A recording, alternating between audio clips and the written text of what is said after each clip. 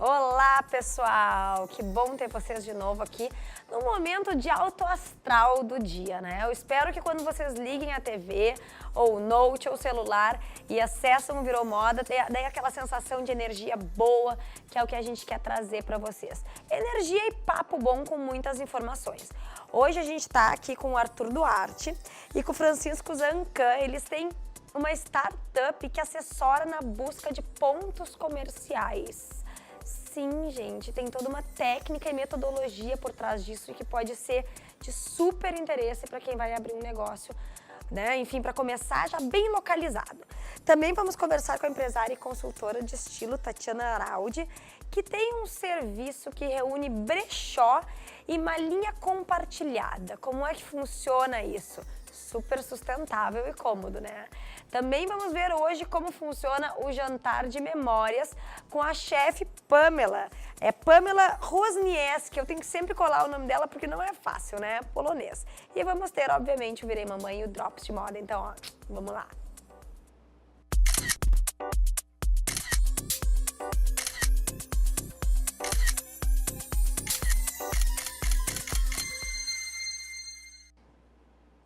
Então, gente, um prazer ter vocês aqui hoje para contar um pouquinho do negócio de vocês, né?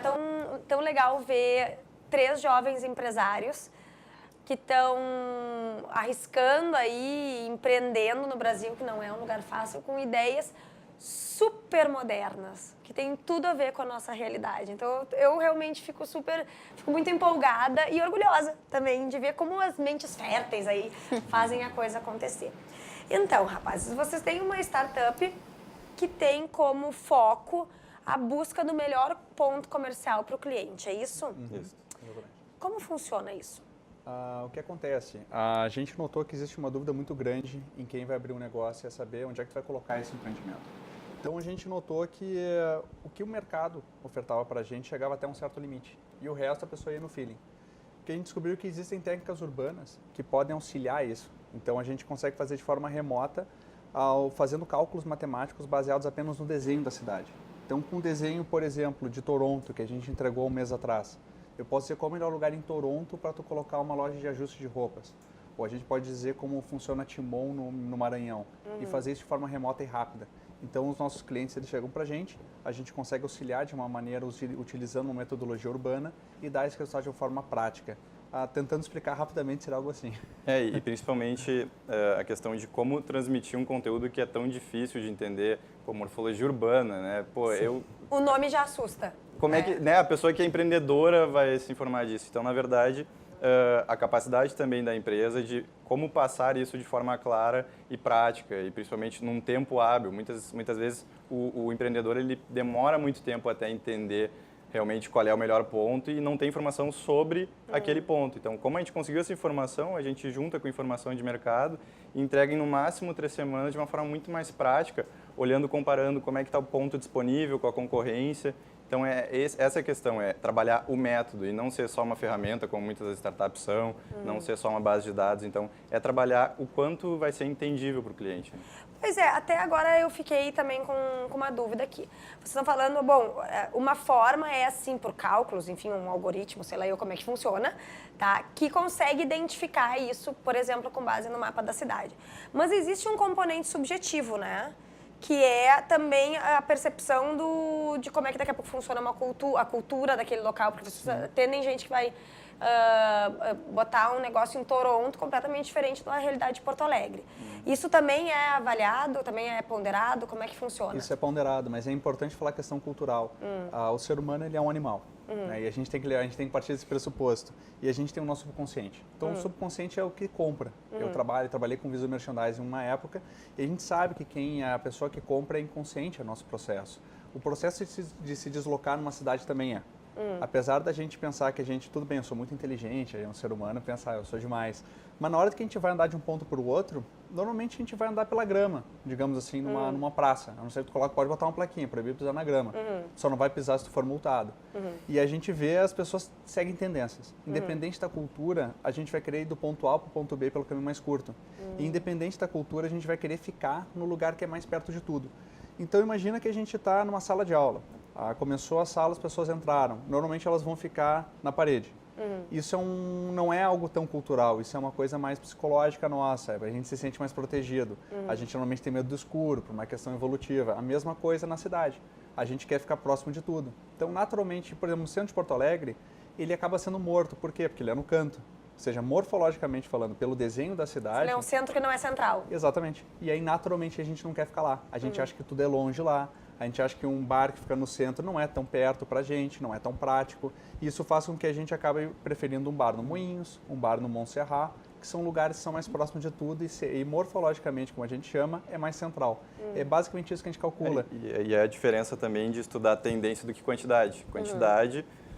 bom, a gente vai ter muitos sistemas de geolocalização que pega pelo celular, vamos supor, ou até mesmo uma amostra quantitativa, mas é aquela coisa, no verão, por exemplo, em Porto Alegre, funciona de um jeito, no inverno é totalmente diferente. E a gente trabalhar com a tendência natural, a gente consegue ter a antecedência nos dados, então a gente consegue ter noção de que daqui um ano pode ser que se surge um negócio numa quadra do lado, a outra quadra, que não era tão boa nesses índices, acaba que é impactada se aquela outra rua era melhor. Então, a gente trabalhando com tendência, dizendo que tem 500 vezes mais chance de acontecer fluxo, concentração, alcance, isso dá uma diferença na hora da gente ver o Sim, para não ser o barato que potencial. sai caro. Não, mas eu vou investir ali, é mais em conta, mas de repente o troço não alavanca exatamente em função dessas questões mesmo de localização. Exato. Exato. E até complementando a questão da cultura, isso é algo que a gente leva em consideração também. Então, a gente vai ter esse background de como é que funciona a cidade, em termos de tendência natural dela ser usada, mas a gente inclui também informações de mercado. Ou seja, quando é que a pessoa vai consumir uma pizza napolitana, por exemplo? Pode ser depois do trabalho. Então, não faz sentido colocar longe de onde tem concentração de escritórios. Então, a gente, por exemplo, dependendo do tipo de cliente, então a gente pega essa informação e anexa junto com esses cálculos que a gente gera. E por isso que a gente sempre explica que é uma metodologia e não uma tecnologia. E bem entrando em contato com aquilo que a gente vê de mercado, as pessoas elas não querem não necessariamente uma tecnologia, uma ferramenta, elas querem uma solução.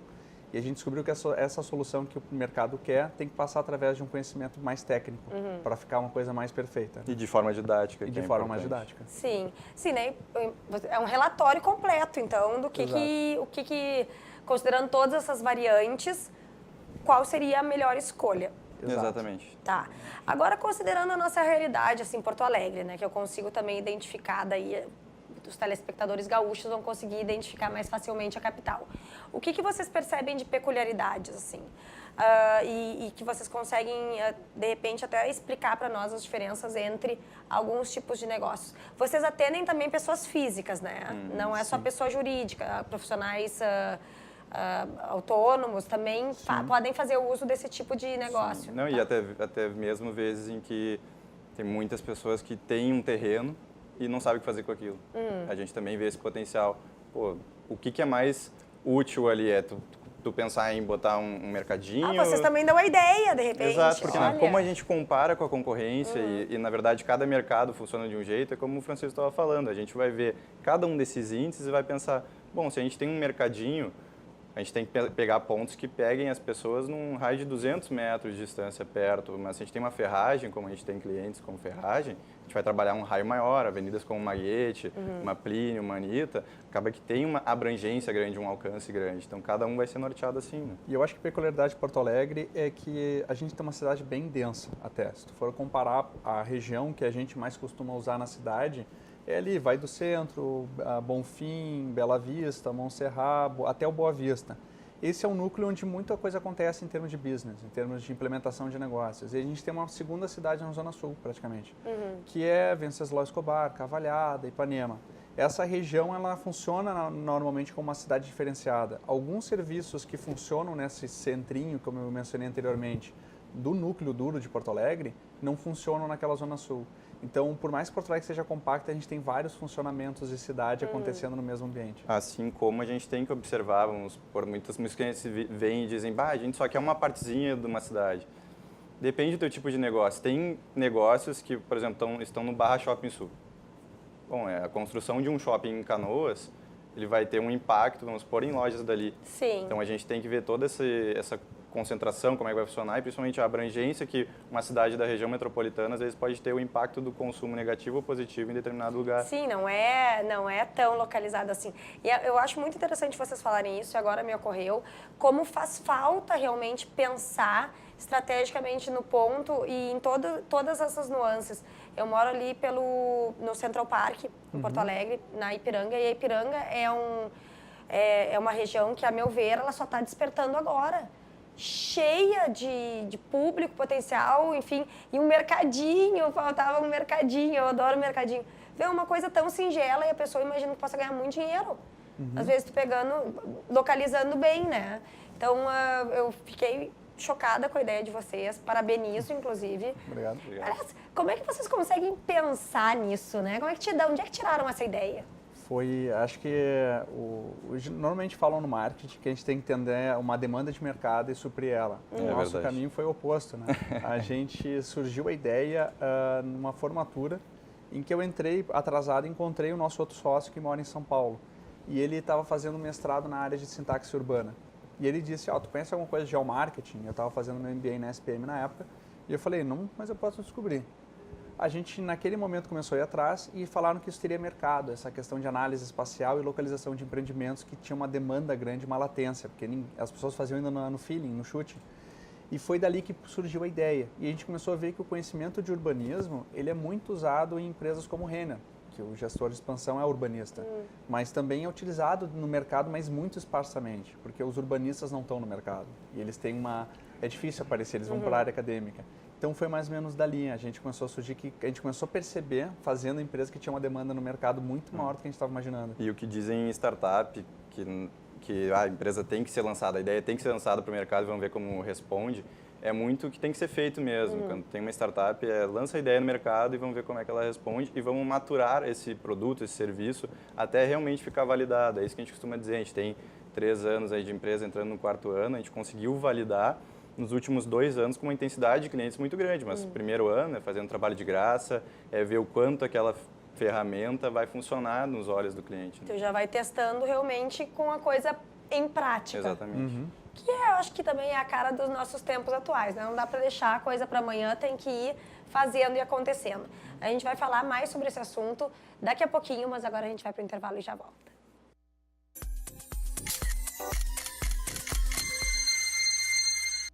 Já de volta, e agora é hora do Virei Mamãe, o nosso diário da gestação.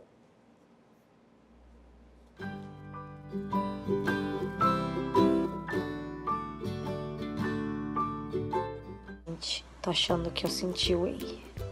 Tipo, ele tá se mexendo, né, desde o início, lá pulando, mas agora eu senti E a gente fica na dúvida se é um movimento estomacal, pra não dizer, tipo, gases, mas não, sabe? Deixa eu ver se eu consigo mostrar. Isso é a barriga, né? Vamos ver. Por enquanto é só interno. Acho que vai demorar mais um mês pra gente começar a ver, assim, já uma patinha. Uma patinha não, né? Pezinho, um bracinho. Talvez 2 meses, mas já é muito legal começar a, tipo, sentir uma partezinha, assim, parece que foi uma coisa mais durinha, sabe? E é incrível, porque já é meu 2º filho e mesmo assim eu tô, tipo... Ai, demais. É muita emoção. Que legal. Esses momentos que só quem tá grávida sabe o que é. Lá no final da gestação eu vou poder mostrar ao vivo quando saem umas perninhas assim meio alien, sabe? É uma coisa linda.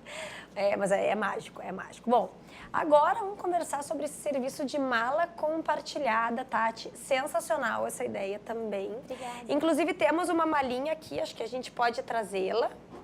Tá? Uma malinha não, né? Um malão. Então, ó, tá vindo a mala aqui. Incrível o funcionamento de como a mala veio, gente. Eu queria que tivessem mostrado a mala vindo. Ela deslizou sozinha pelo estúdio, assim, um empurrãozinho. Bom, Tati, tu já trabalha com moda há um bom tempo, né? Trabalhava em uma empresa. E aí, criou esse serviço que mixa o que a gente já conhece, um pouquinho daquela coisa da malinha que chega em casa, que é uma delícia receber a malinha em casa, com toda essa ideia renovada dos brechós, né, que voltam hoje em dia brechós viraram moda, só que repaginados agora, não só aquela coisa vintage, né, com cheirinho de naftalina, pelo contrário, como sendo algo muito moderno. Da onde tu tiraste essa ideia e como é que foi o início e a implementação desse teu negócio? Sim. Ali, essa ideia, na verdade, ela veio com a ajuda do meu consultor também, mas isso era uma coisa que eu já praticava internamente na empresa que eu trabalhava. Eu sempre gostei de me comunicar com as pessoas e vender as minhas roupas, vender as roupas dos outros. Então, eu tinha uma malinha e aí a gente fazia um brechó entre as amigas, assim, pegava as roupas das meninas que trabalhavam comigo. E aí, então, veio a ideia e veio a paixão de construir a mala compartilhada. E aí, como é que funciona? As pessoas, por ser um brechó, tu também conta com quem desapega das suas peças. Exatamente. E te envia. Como é que é esse processo? A gente recebe as peças, então, de quem quer vender. A gente faz a higienização e faz uma curadoria das peças. Porque a gente pega tudo que está bem novo, que está bem cuidado, a gente faz essa parte de higienização. Mas nem tudo a gente seleciona. E as peças que a gente não seleciona e que estejam em estado bom e usável, a gente doa para instituições parceiras da mala. Então, a gente tem todo esse viés sustentável e social. Que legal isso, né? Só que é uma mão na roda para muita gente que, às vezes, quer se desfazer de peças, né? Sabe que tem coisas demais no armário e quer ajudar alguém e também não sabe como fazer. E acho muito bacana, Tati, oportunizar que as pessoas saibam também que tem uma parte que é para doação, porque eu vejo que muita gente se sente mal eu vou botar minhas coisas para vender, mas eu tenho tanto, eu deveria doar, sabe? Fica nesse dilema, bom, tem coisas que, por que não vender, né? E outras, doa. Então, acho que consegue comportar todos os interesses aí. Bom, isso é dado consignado e vocês esperam a venda ser realizada? Como é que funciona? Isso, é um consignado que a gente faz. Assim que a venda realiza, a gente paga as pessoas que deixaram as roupas. Tudo isso é feito por contrato, então é um contratinho que a gente faz. E é isso. Que bacana. Aí, bom, liguei. Eu ligo ainda é pelo WhatsApp? Não, tem o WhatsApp sim, e é o melhor, Instagram bem melhor, né? e por e-mail também. Tá. Entrei em contato com vocês, quero a malinha. O que tu faz? Tu pega, é personalizado ou tu tem já lá um estoque? A gente direciona as peças que vão dentro da mala. Então, ela é um serviço personalizado e uma venda direcionada. Até para ela ser mais assertiva, para a gente não ter aquele consumo desenfreado que existe ainda, né? Principalmente com as fast fashions. Então, tu entra em contato, a gente te envia um questionário online, tu responde sobre os teus gostos, tuas preferências, tua idade, teu tamanho, e a partir disso, a gente seleciona as marcas que tu mais gosta, coloca na mala e te envia. Que legal. E a pessoa fica quanto tempo com a mala? A pessoa fica normalmente de um dia para o outro, mas se ela quiser ficar por mais dias, aí a gente pode acertar. Então, eu deixo a mala na casa da cliente, né? Que a gente chama de fashion lovers, são as nossas clientes. A gente deixa lá, ela pode bagunçar, mexer na mala, provar, tirar foto, fazer tudo o que ela quiser. E aí, depois, no dia que a gente vai recolher, é feito o pagamento, né? Das roupas, das peças. E a gente também tem, muito legal, as tags de marca da roupa, né? Que vem, que é da mala. Elas também viram sementes, tu pode plantar elas. Olha, que bacana! E são sementes aleatórias, assim, ou Não, faz algum sentido a escolha delas? Não, no momento a gente está trabalhando com sementes de rúculas. Mas tem sementes para vir, tem sementes de flores, tem sementes de hortelã, tem várias sementes. Que legal! Então a pessoa daí ainda adquire não só uma peça de roupa, mas todo um conceito por trás. Todo um conceito por trás, exatamente. Até pra gente não gerar mais lixo, né? Muito bacana.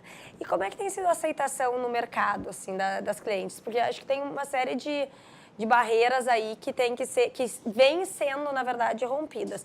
Tanto a questão de receber a mala, eu acho ótimo receber coisa na portaria, assim, mas tem gente que fica com medo, às vezes, mas daí eu vou pedir, vou ser obrigada a comprar. Né? E também essa coisa do brechó. Muita gente ainda tem um certo receio, mas em que condições virão? É roupa usada? Será que vão saber que eu comprei uma coisa de segunda mão? Como é que tu vê, assim, essa parede que vem sendo quebrada mesmo? É difícil mudar o mindset das pessoas, né? Principalmente de gerações passadas. E esse é meu grande desafio. Eu acho que eu tenho conseguido fazer isso através da minha comunicação. No meu Instagram, eu sempre conto de quem são essas peças.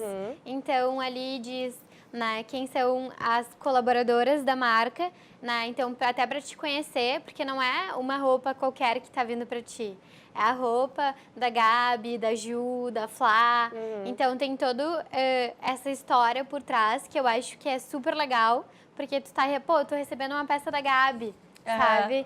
Então, é nesse sentido que eu tô trazendo para tentar mudar esse mindset e quebrar esse paradigma, né? De que brechó são roupas velhas, usadas e que às vezes não podem ser aproveitadas. É uma questão de tempo, as pessoas estão se acostumando.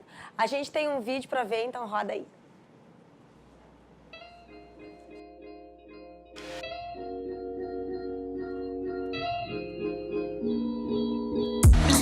Oi, eu sou a Tati Araldi, eu tenho 27 anos, eu sou formada em Relações Internacionais e pós-graduada em Ciências do Consumo. Eu tô aqui para apresentar para vocês um novo modelo de consumo consciente.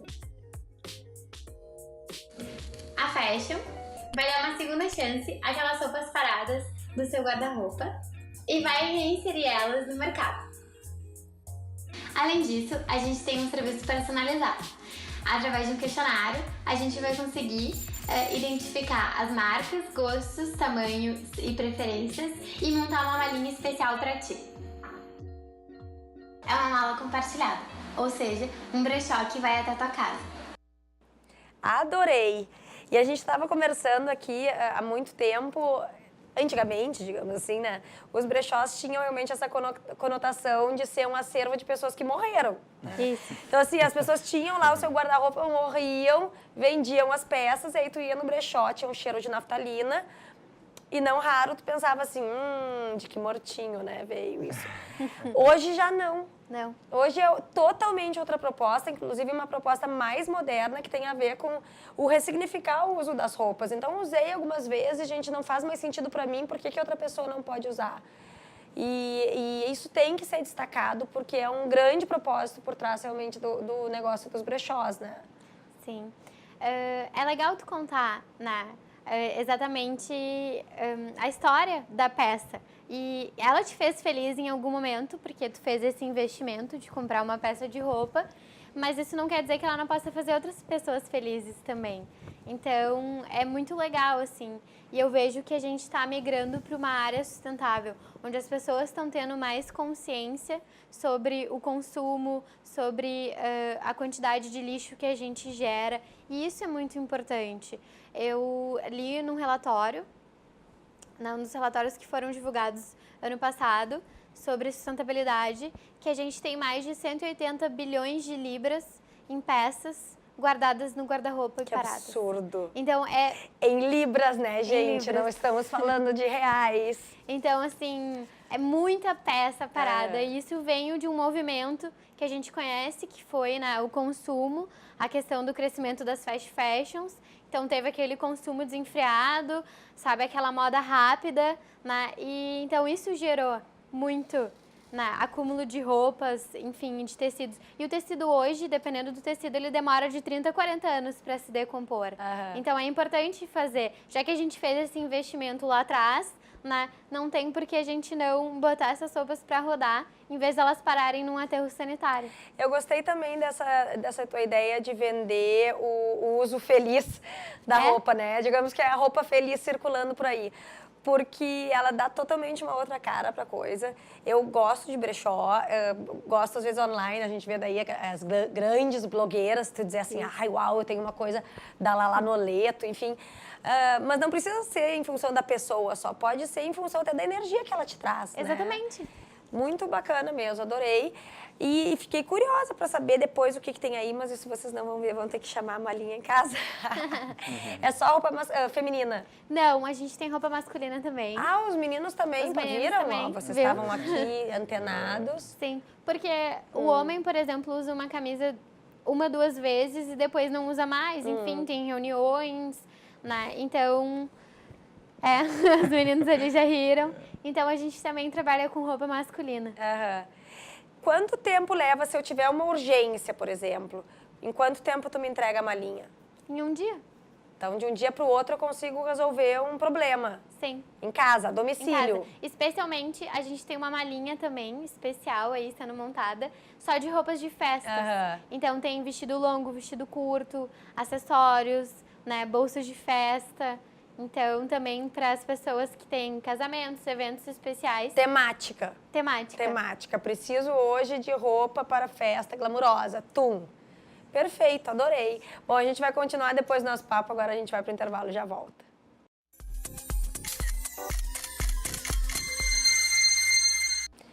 Nós recebemos essa semana aqui no sofá a chefe Pamela Rosneski, que fez um jantar para mostrar como funciona toda uma culinária, gastronomia e pratos, ambientação focadas em memórias. Então vamos conferir como é que rola isso aí.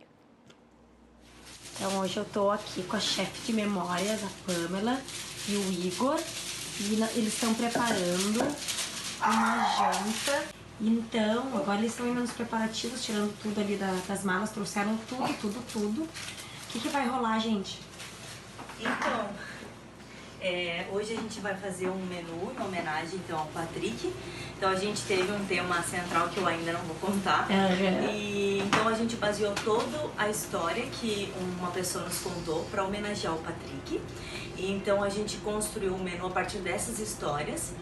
Então tudo que eles viveram, né, todas essas memórias vão ser representadas em cada passo do jantar. Serão 4 memórias que vão ser contadas nos pratos. Eu acho que vai ser bem legal. Ai, que sensacional! Isso vai ser a comida, a ambientação. Isso, tudo vem, a música, os ingredientes, a ambientação, o prato, são 5 sentidos que vão ser mexidos hoje. Nossa, que demais! Nós vamos acompanhar então passo a passo aqui. Vamos lá, podem trabalhar agora, vou deixar vocês criarem.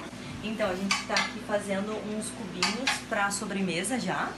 Então, a gente tá fazendo um panache com várias cores diferentes.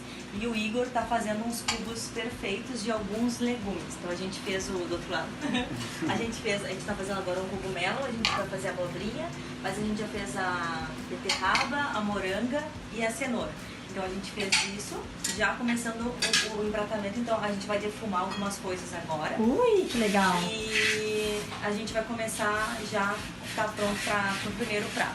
Tá, eu achei interessante, o Igor está fazendo cubos perfeitos, é isso? Então prometeu que... A princípio, assim, ó, mais perto da perfeição, né? Tá, o que significam cubos perfeitos? Simetricamente perfeitos? Eles terem, assim, a mesmo... Tu vai ver aqui que tem um dos cubinhos que é menor, que é pro Thomas, né? Mas o de vocês, ele tem que estar A perfeito. princípio é mais, tipo...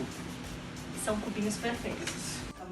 Agora chegou a Vanessa, que é responsável pela ambientação. Que fosse, os pratos fossem pra lá. Gente, vejam que tá essa mesa maravilhosa, super temática, elegantérrima. Tá, tô encantada com isso aqui. E aqui deixaram espaço porque é onde vão montar os pratos. Os pratos vão ser todos montados na nossa frente. E tá lá, ó, a Pam botando um sonzinho. Ambientando já, né? Já deixando tudo preparado. E o Patrick ficou trancado no quarto até agora, daqui a pouquinho tá vindo aí. Quem tá realmente ansiosa é a Jack, olha lá.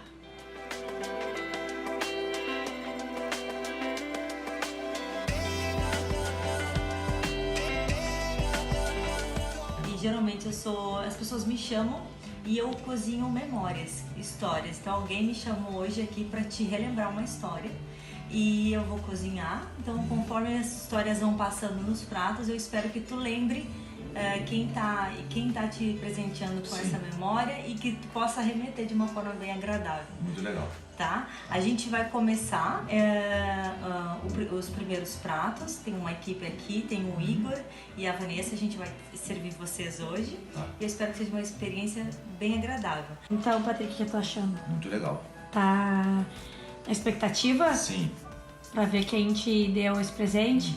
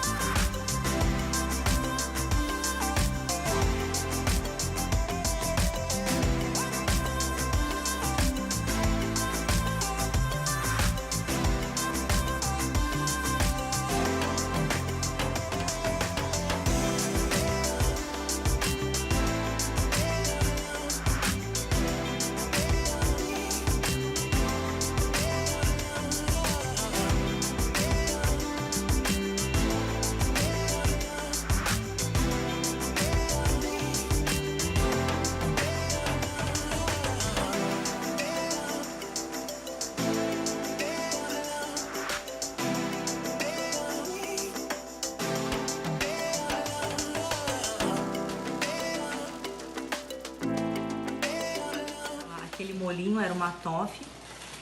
E aí o que acontece? Como ela entra em contato com o sal que está embaixo, automaticamente vira um caramelo salgado. E aí a gente vai colocar vários presentinhos, várias frutinhas, para que cada colherada do arroz doce tenha um sabor diferente transformado pela fruta e pelo sal.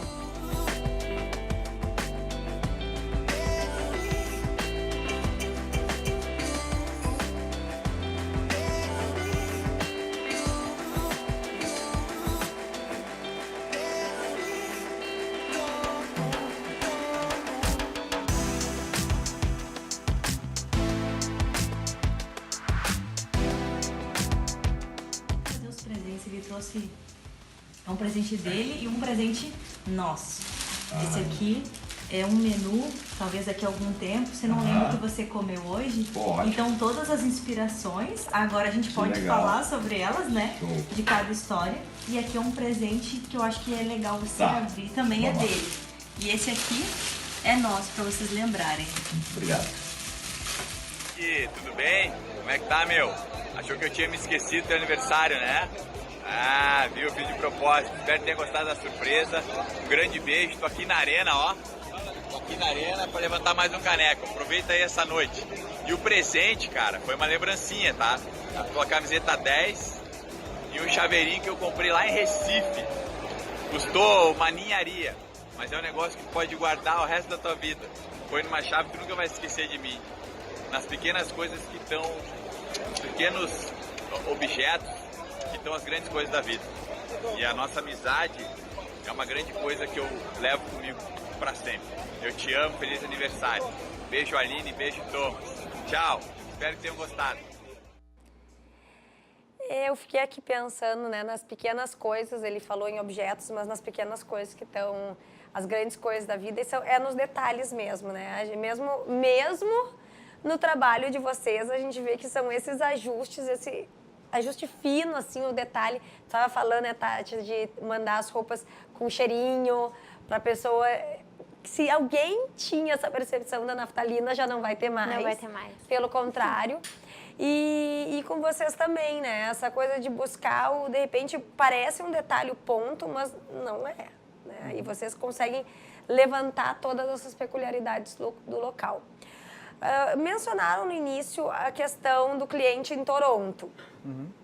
Quais outros lugares vocês tiveram que fazer essa leitura, assim, De fora do Brasil? Não sei, de fora do planeta, se for o que- caso, não sei. Fiquem à vontade para me contar. É que, na verdade, por a gente conseguir só com o mapa da cidade, a informação... Sim, tu não acaba precisa que- estar lá. Exato. Né? Tem alguns casos que é bom e alguns Aham. casos que é ruim, né? Tem uns lugares no interior, assim, que talvez é bom a gente não ir, mas tem uns lugares, pô, que a gente gostaria muito de ir. Mas, na verdade, a gente teve 3 anos de empresa, hoje a gente já fez trabalhos aí mais de 160 cidades, Brasil, Estados Unidos, Alemanha, América Latina. 160 cidades? Mais 160. A gente já trabalhou com mais de 170 clientes, né? E então a gente tem aqui Brasil, Paraguai, México, Colômbia, Peru, Alemanha, Estados Unidos, Uruguai e acho que Canadá, falei, então. Canadá, Nossa. É isso aí. É 9 países. E a gente também faz estudo dentro de shopping. Então a gente dentro do shopping também? Dentro do shopping também, porque é onde tem circulação. Teve um cliente nosso em Salvador que ele queria botar uma loja e ele estava negociando com um shopping center da cidade. E o shopping era bem localizado. E aí ele disse, tá, então vou tocar a negociação. Eu falei, antes me passa qual é a loja que eles te ofereceram. Ele me passou a planta do shopping, a gente passou para a nossa equipe rodou o sistema todo e eu disse para ele, olha, pula fora. Porque às vezes o lugar é mal localizado no shopping. A gente tem exemplos de shoppings aqui em Porto Alegre que a partir de determinado andar do shopping é morto. E a gente tem clientes que nesse mesmo shopping tem o maior faturamento na cidade. Imagina. Então, dentro do shopping afeta. A gente já fez o trabalho dentro do aeroporto, que estão fazendo a reforma. A gente, para um cliente nosso, a gente analisou internamente o aeroporto novo de Porto Alegre. Sim. E sabe exatamente como é que vai funcionar a circulação de pessoas. Porque, na verdade, os corredores são como as ruas e a gente calcula o instinto de, por que eu vou lá, por que eu vou aqui. Então, a gente consegue calcular isso. Que legal! E nessas cidades que vocês analisaram já, qual é que mais chamou a atenção de vocês por determinadas características? Assim, tem alguma que se sobressaiu, tanto para o bom quanto para o ruim? Eu acho que a própria Toronto. A gente fala, porque a gente estava falando com um cliente hoje de manhã dela. Foi a cidade que mais as coisas confluíram. O lugar mais quente da cidade era justamente o próprio centro comercial. E ele está bem na costa. Isso foi uma coisa que nos chamou muita atenção. Mas é interessante também o fato de muitos clientes chegarem e dizerem para nós, mas vocês vieram para Cuiabá, vocês conhecem aqui Cuiabá? Quando vocês vieram, como é que foi? Teve clientes que olharam para nós e falaram, mas o segurança atrapalhou vocês quando vocês vieram no shopping? A gente falou, a gente não pisou no shopping. Não, e como se tivessem ido escondido ainda, porque ninguém ficou sabendo. Exato. Agora, Toronto não tem aquela questão no inverno de se, enfim, locomover pelos túneis, aí como é que isso fica com as... Eles fecham parte das vitrines e tu circula por um corredor fechado, mas continua sendo no eixo comercial, continua sendo na parte quente da cidade, digamos assim. Esse tipo de coisa a gente até pode botar, mas é mais a gente calcula, a tendência vai ser sempre a mesma, né? Mas tem, eles, no inverno é muito rigoroso, eles acabam usando só áreas fechadas. O subsolo. Subsolo. Assim como cidade medieval, por exemplo, que a gente já fez na Alemanha, por exemplo, a gente vê que é tudo uma complexidade diferente, são vielas muitas vezes, tem ruas que convergem tudo para o mesmo lugar, é totalmente diferente. Imagina, não passa carro. E aí a região que tinha maior tendência de fluxo era um calçadão na frente da Catedral de Colônia. Era a região que tinha maior tendência de concentração de fluxo. Então tu tem ali em volta da Altstadt, que é a região central da cidade, tinha as avenidas. Mesmo assim, a região com maior tendência era calçadão, quando as pessoas normalmente passavam, que era aqui na frente da parada da estação de trem. Olha que bacana, quanta coisa para pensar, né? Aí, quanto lugar legal para conhecer também. Infelizmente. Bom, tem um videozinho aí para rodar, vamos conferir. Qual o melhor lugar para colocar meu negócio? Certamente, todo empresário já fez essa pergunta quando foi abrir um empreendimento, seja num shopping ou numa cidade. Foi justamente pensando nisso que a gente criou a Space Hunters, uma ferramenta assertiva para ajudar empresários a localizar seus empreendimentos em qualquer lugar do mundo. Conseguimos ajudar inúmeros empreendedores em países como Brasil, México e Estados Unidos, de maneira completamente remota, sem precisar colocar nossos consultores em campo. E super assertivo e fácil. Mas como é que a gente faz isso? É simples, tudo começa pegando o mapa da cidade ou a planta do shopping center. Com essas informações, nós conseguimos fazer cálculos morfológicos, onde a gente tira dados como concentração de pessoas, fluxo de veículos e áreas de abrangência em diversos raios. Com essa informação, a gente junta a informação importante para o nosso cliente, como dados demográficos, índices de potencial de consumo, área do imóvel, ou se tem estacionamento, paradas de ônibus, enfim, todo aquele conhecimento que é importante para o seu negócio. Com isso, a gente cria uma matriz competitiva, onde a gente consegue pegar essas informações, ranquear o melhor custo-benefício e disponibilidade de imóveis em cada uma das cidades onde o cliente quer fazer a sua expansão e dar de forma simples e fácil qual o melhor e qual o pior. Com tudo isso, fica muito mais simples fazer a expansão e muito mais confiável.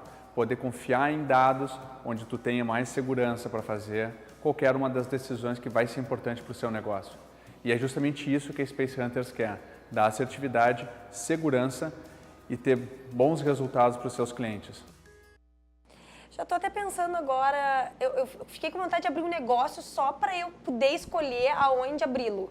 Olha só que loucura, né? Eu inverti totalmente a necessidade da coisa. Mas a gente vai pro intervalo e já volta.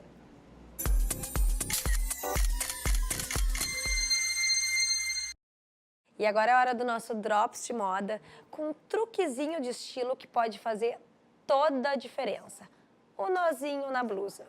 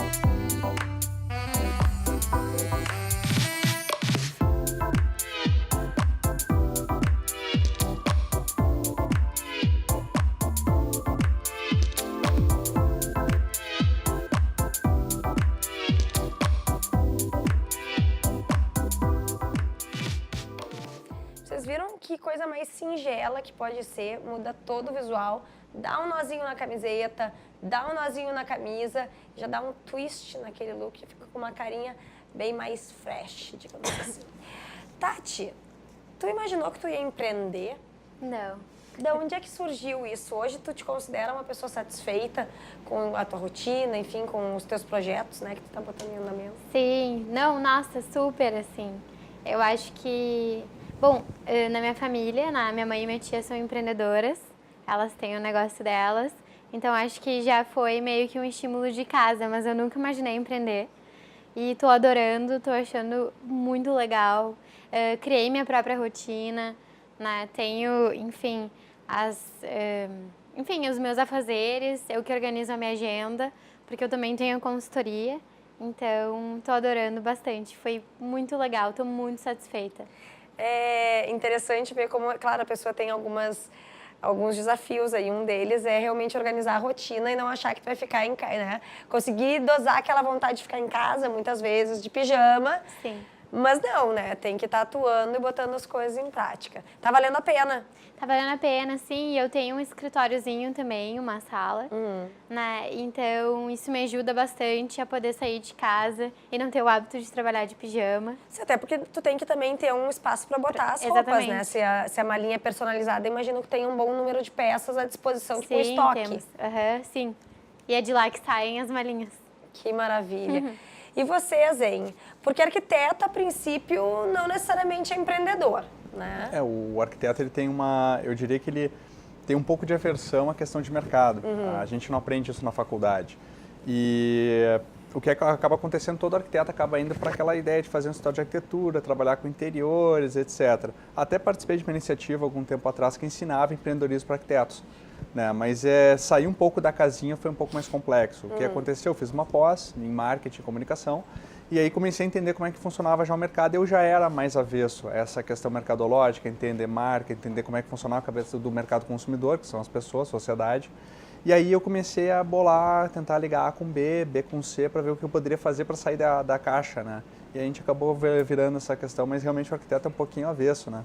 A tentar sair da sua área de conforto.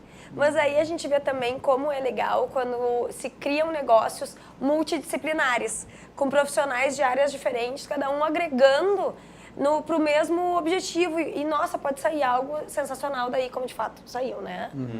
E por isso mesmo que até o meu caso, muito do empreendedorismo de destino, que na verdade a gente entra na faculdade, eu entrei na faculdade de administração pensando que eu iria entrar numa carreira executiva, de repente perseguir grandes cargos aí em grandes empresas.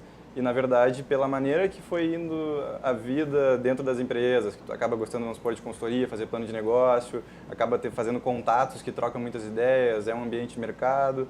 Daqui a pouco tu fez tanto contato e tu teve um conhecimento tão, de repente, que foi tão interessante para ti, numa área de auxiliar empresas a se planejarem, a fazer isso, que acaba tu complementando bem como tu falou, né? Complementando, algum empresário está pensando numa ideia, ou às vezes também tu monta a tua própria ideia, como eu montei umas outras ideias, botei no mercado, e aí acabou que vi como era o mundo dos negócios mesmo, tu sendo empresário, e pude compartilhar esse conhecimento depois e tocar outras empresas junto com o Francisco.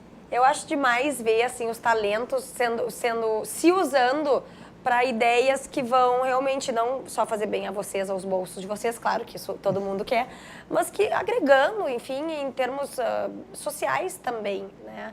Cada um no seu nicho, porque muitas vezes temos talentos incríveis que só querem passar em concurso público ou ficar dentro de uma empresa que é totalmente viciada, um sistema totalmente viciado e que acaba não gerando impacto positivo nenhum, além de buscar o lucro. Então, particularmente, eu fico muito feliz quando eu vejo as pessoas saindo para o mundo e gerando novas ideias e indo atrás de novos propósitos. Então, eu fico orgulhosa de ter vocês aqui. E assim, para Porto Alegre, Rio Grande do Sul, como é que vocês veem, de forma muito rápida, que a gente está no final do programa, essa questão a importância de se buscar realmente um ponto interessante? Considerando que a gente está numa economia que não está no melhor momento, né? E também uma situação de insegurança constante. Eu acho que é importante para Porto Alegre, principalmente na questão de visualização, visibilidade.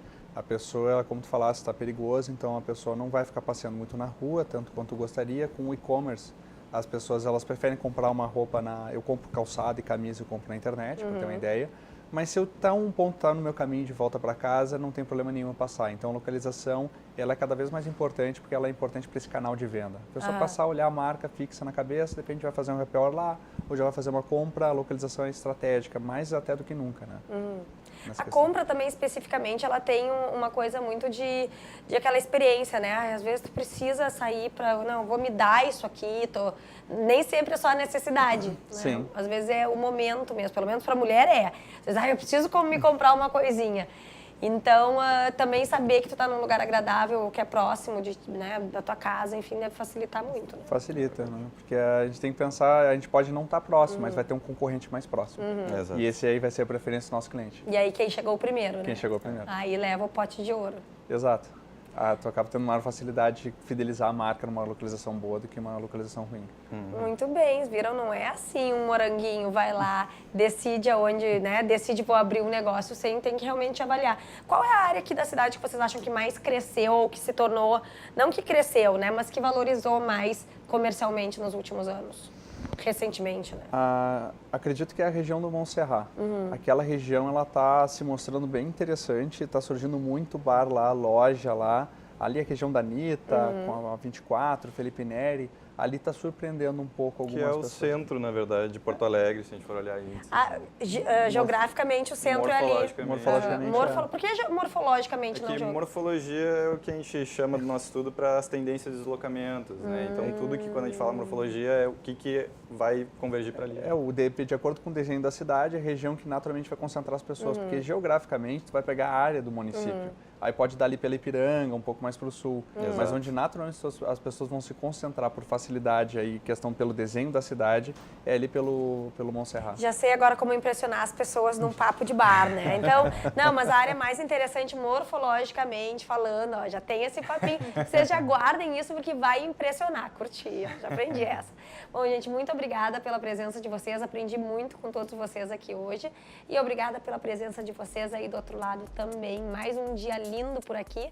Aguardo todos amanhã, que estaremos de volta. E agora vocês ficam com a Elione Prestes em Arquitetura e Design.